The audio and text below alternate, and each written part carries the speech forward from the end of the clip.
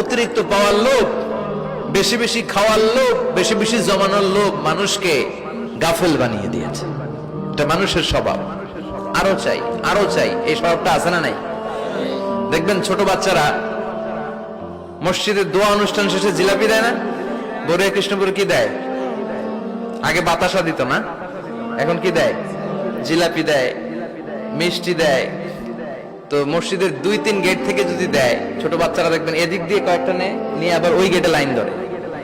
ওর হাত হলো ছোট হাত, ওর হাত ভর্তি জিলাপি, আর নেওয়ার জায়গা না, এরপর আরেক জায়গায় লাইন ধরছে, আরো লাগবে আরো লাগবে, এই আরো আরো আরো চাই, এই স্বভাবটাই মানুষকে কুড়ে কুড়ে শেষ করে দিয়েছে।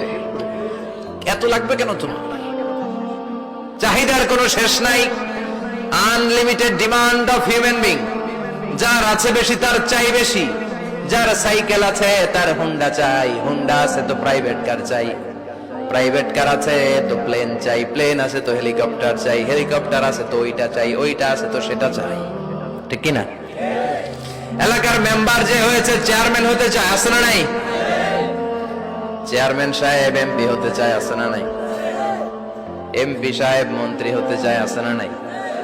মন্ত্রী সাহেব প্রধানমন্ত্রী হতে চায়, আছে না নাই? কিন্তু এই দেশে সুযোগ নাই। কথা কন, এই দেশে প্রধানমন্ত্রী সিলেক্টেড, 2-3 জনের বাইরে কেউ প্রধানমন্ত্রী হতে পারবি না।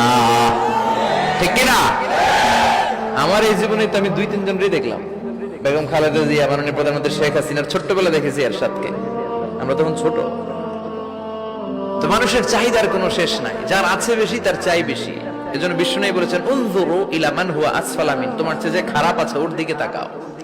ওয়ালা তানজুর মান হুয়া আ'লা মিন, তোমার চেয়ে যে ভালো আছে ওর দিকে তাকাও না, তোমার চেয়ে যে খারাপ অবস্থানে আছে ওর দিকে তাকাও। অনেকে নিজের অবস্থান নিয়ে সুখী না, এরকম আছে না নাই? আল্লাহ আমার এটা দিল না রে, ওইটা দিল না রে, পাইলাম না রে, কিচ্ছু হয় না, কি করব জীবনে, হতাশ। আসলে আছে কিন্তু অনেক, কিন্তু শুকরিয়া নাই, টাকা। ঠিক কিনা? নিজের অবস্থান নিয়ে সুখী না, কিন্তু অনেক লোক আছে তারা আপনার অবস্থানে পৌঁছতে চায়। তাদের দিকে তাকিয়ে দেখেন, আপনি যে অবস্থানে আছেন এই অবস্থানে পৌঁছাটা অনেকের কাছে স্বপ্ন। তারা প্রতিনিয়ত সংগ্রাম আর স্ট্রাগল করে যাচ্ছে আপনার অবস্থানে পৌঁছতে, আর আপনি এটা নিয়ে সন্তুষ্ট না। শেখ সাদির নাম শুনেছেন? বালাগাল উলা কাশাফাত দুজা, এই কবিতাটা রচয়িতা ইরানের বিখ্যাত এক কবি। উনি একবার আর্থিক সমস্যার মধ্যে দিয়ে সময় কাটাচ্ছেন, টাকা নাই, পয়সা নাই, পায়ে দেওয়ার মতো জুতা নাই। উনি খুব দুঃখ পেলেন, হায় রে, আমি ইরানের এত বড় কবি, আমার পায়ে দেওয়ার মতো জুতা নাই। দুঃখ ভরা মন নিয়ে রাস্তায় হাঁটতে বেরোলেন। হাঁটতে হাঁটতে হঠাৎ দেখলেন একটা লোক শুয়ে শুয়ে কাঁদছে, ওই লোকটার 2টা পাই নাই, পাই নাই। উনি সেজদায় পড়ে গেলেন, আল্লাহর কাছে ক্ষমা চাইলেন, আল্লাহ অনেক দিয়েছো, শুকর আলহামদুলিল্লাহ। এজন্য যেই পরিস্থিতিতেই থাকি না কেন আমরা কি পড়বো? জোরে বলেন, কি পড়বো? এজন্য আল কানাতু মিনাল ইসলাম, অল্পে তুষ্ট থাকার নাম হলো ইসলাম। সম্পদ লাগবে কিন্তু সম্পদের পাহাড় লাগবে না। ঠিক কিনা? অল্প খান, অল্প পড়েন, অল্প জামান, অল্পের ভেতরে বরকত ঢুকায়া দিছে কে? দেখবেন যাদের সম্পদ অল্প তারা সুখী বেশি। জরিপে এটা দেখা গিয়েছে, অনেক সার্ভেতে এটা এসেছে, যারা সম্পদশালী এরা দুঃখী বেশি, এদের দুঃখ বেশি, টেনশন বেশি। খুব স্বাভাবিক, টাকা যার বেশি রোগ তার বেশি, টাকা যার বেশি টেনশন তার বেশি, টাকা যার বেশি ঘরে শান্তি তার কম। আছে না নাই? ঘরের ভেতরে অশান্তি, ছেলে কথা শোনে না, ছেলে টানে গাঞ্জা, মেয়ে করে পরকিয়া। আছে না নাই? স্ত্রী কথা শোনে না, ভালোবাসা নাই, ঘরটা জাহান্নামের টুকরা। রোগ বালাই, এক একটা হসপিটাল বিল পরিশোধ করতে মাসে 5 লাখ 10 লাখ। আছে না নাই?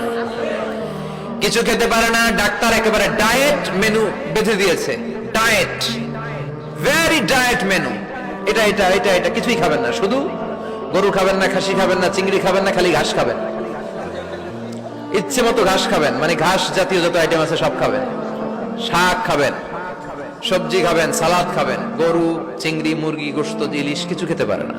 তাহলে রোগ বেশি, খাওয়ার মজা নাই, ঘরে সাংসারিক শান্তি নাই, খালি ব্যারাম আর ব্যারাম। ঠিক কিনা? কিন্তু সম্পদের পাহাড় গড়েছে।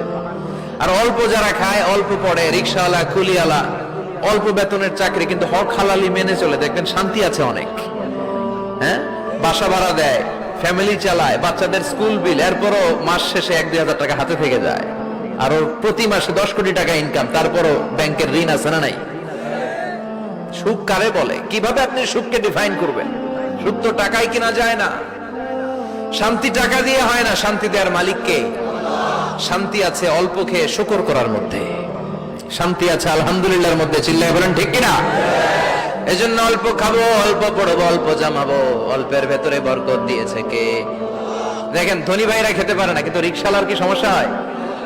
রিকশালারা সব খেতে পারে। কুলিওয়ালা, দিন মজুর, এরা একেবারে স্লিম সুঠাম দেহি, মেদহীন পেট, পেটে কোনো মেদ নাই, ভুড়ি নাই।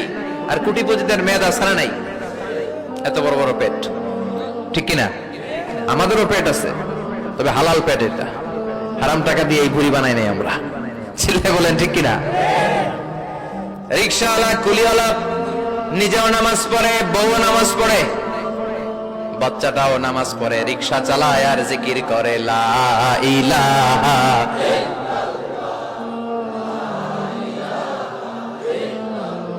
লা ইলাহা ইল্লাল্লাহু মুহাম্মাদুর রাসূলুল্লাহ সাল্লাল্লাহু